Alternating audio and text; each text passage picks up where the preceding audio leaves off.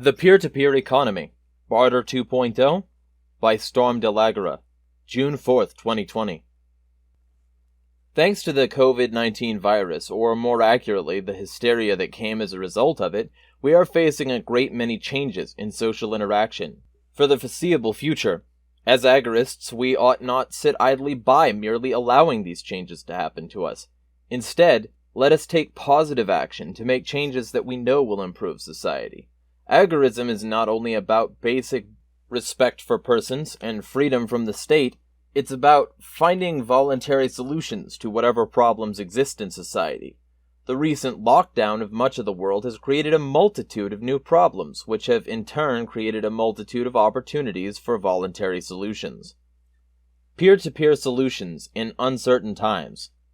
While we now know that this particular virus was nowhere near as threatening as the officials and media told us, real threats from disease do exist, and given the speed of modern world travel, a real pandemic is entirely possible. This cannot justify the overreactions and draconian restrictions that were put into place, but it is a real-world possibility that we must face. With the governmental restrictions in place, we have seen not merely the official social distancing of staying 6 feet away from our fellow humans, but also a destruction of the economies from local to global through simply avoiding getting together in stores or other places to exchange goods and services. Entire businesses have been shut down, preventing the sales and in some cases even storage of goods. When those who are staying home are most in need of shipping and delivery services, companies such as Amazon are being forced to change the way that they work so quality and timeliness of service both decrease. The market, being fairly resilient even when hamstringed by regulation, has responded to fill needs of consumers in these strange times. Some of these solutions to these problems have taken a form close to true peer-to-peer exchanges, where an individual simply hires another individual directly to provide some goods or carry out a task. These already exist in most facets of our lives. Most people are familiar with Uber and Lyft, the ride-sharing services, but many other peer-to-peer solutions exist as well. Banking.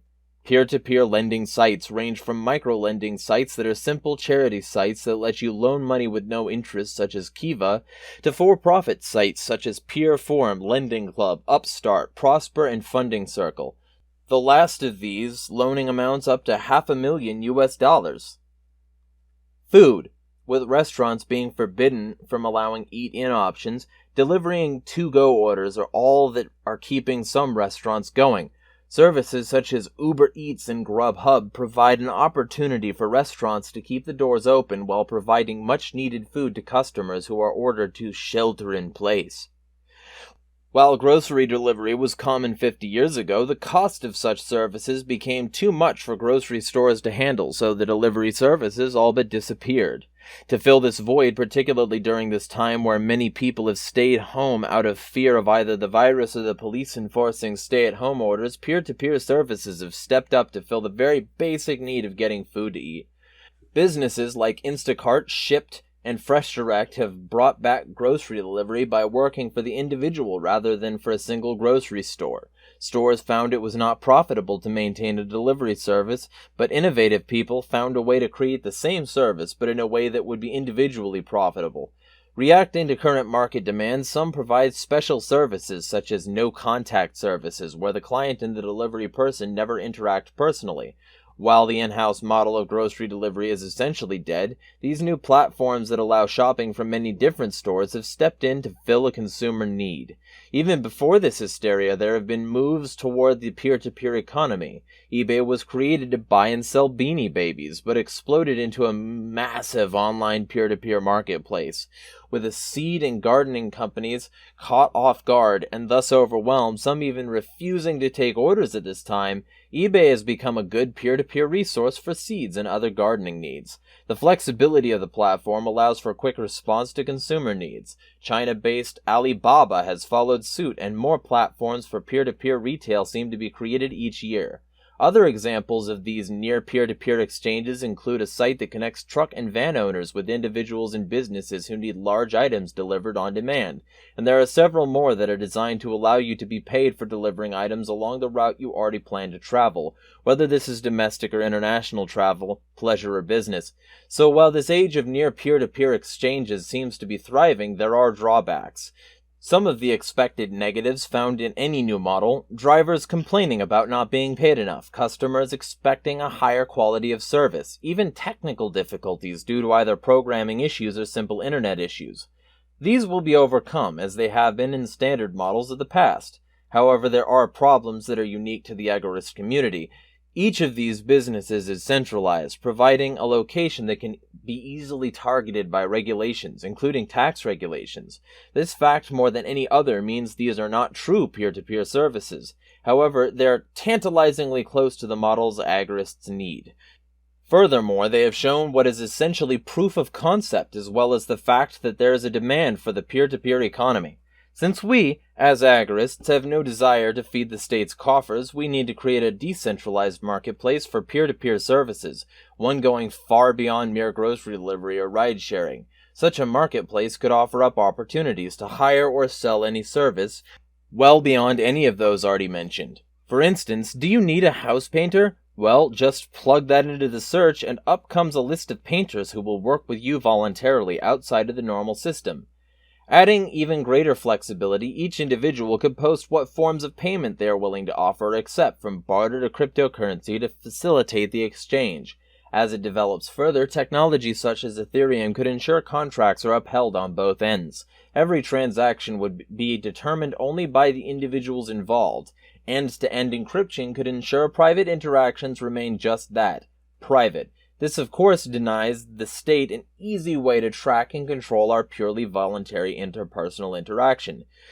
Think of it sort of as a clearinghouse, the purpose of which is simply to connect the individual with the person that is capable of fulfilling their need.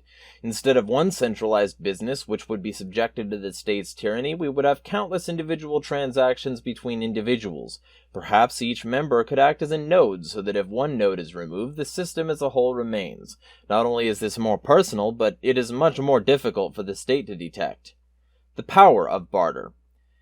This approach could create a unique situation where we have just come about full circle back to bartering, or perhaps a more refined form of barter, say Barter 2.0.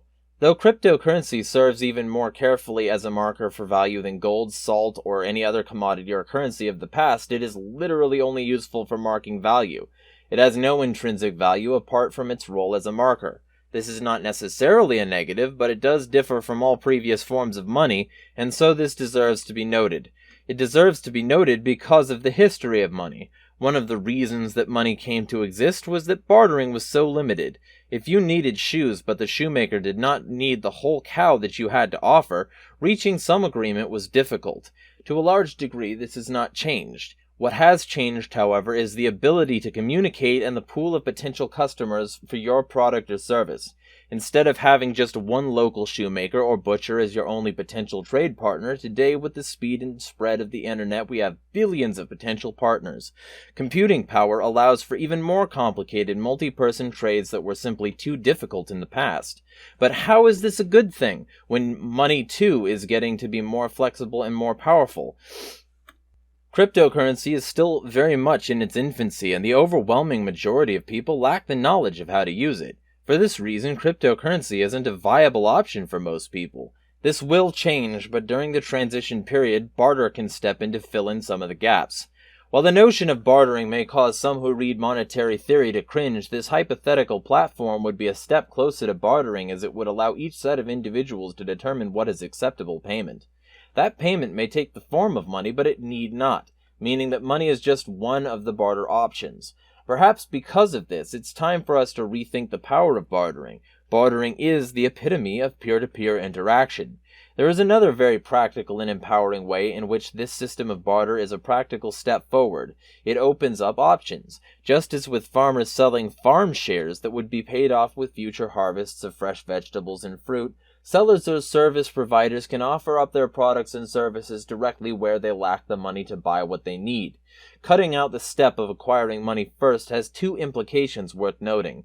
The first, of course, that it gets the trade done. The agreement is more quickly reached, allowing each party to move forward with their own specialty. The second is that this direct trade makes the effort of the state to steal a part of that trade very difficult. There is no common value that the state can point to in order to demand a given percentage. What is the currency value of a trade of, say, mechanical work against 3 deliveries of fresh fruit and vegetables? How does the state determine how much profit comes from a trade of a cord of hardwood against laundry services? Imagine the stereotypical hardship case used today, the single parent.